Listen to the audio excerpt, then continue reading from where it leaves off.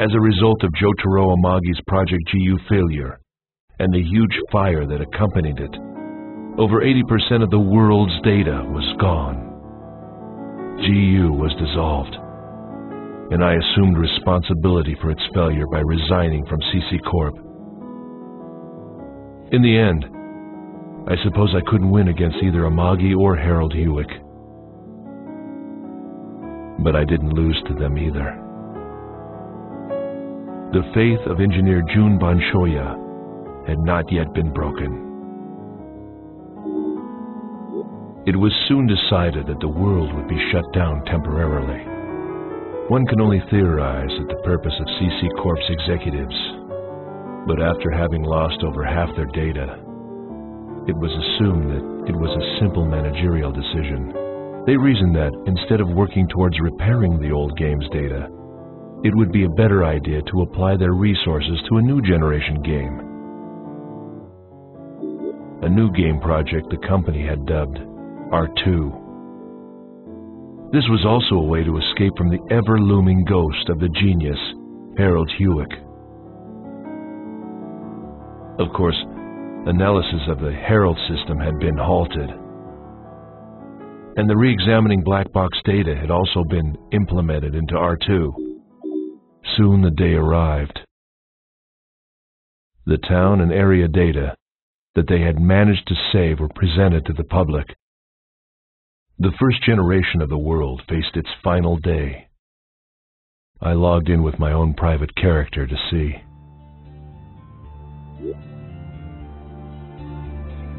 Makanu was serenely quiet.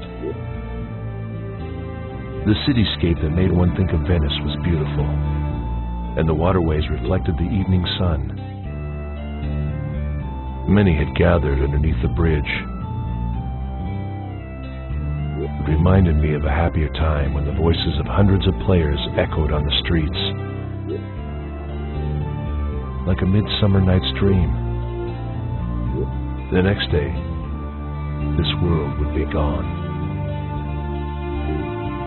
With lingering memories and grieving voices, those who were angry at CC Corporation completely disregarded the presence of system administrators on that final day. The characters that they had grown so attached to would not be carried over to the next version, effectively ending their lives all at once. Even so, they gathered together in the town. Everyone said goodbye to their friends. Some vowed to meet again. Others decided to move on.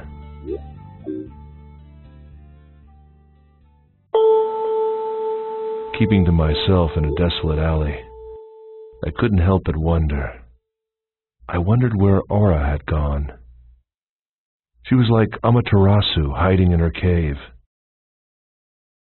After losing her, those 4 golden years of the world had all of a sudden come crashing down upon us. We humans had lost our God. We couldn't stop from wailing and weeping. Project GU had been designed to give us a new God, but it had collapsed in flames. I don't know exactly when it happened.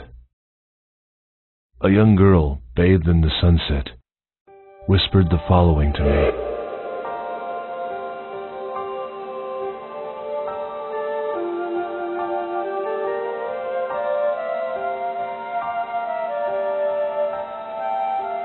The barefooted girl with saffron-colored hair whispered to me.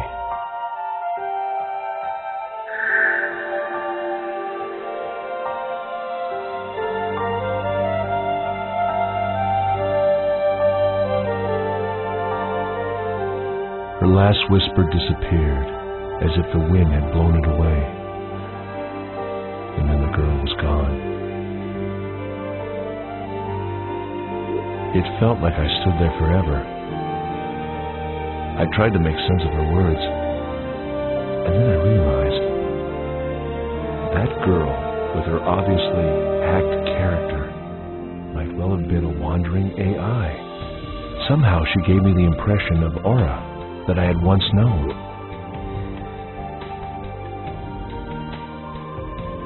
The world will end. It will end. And yet its core will be preserved in the next generation.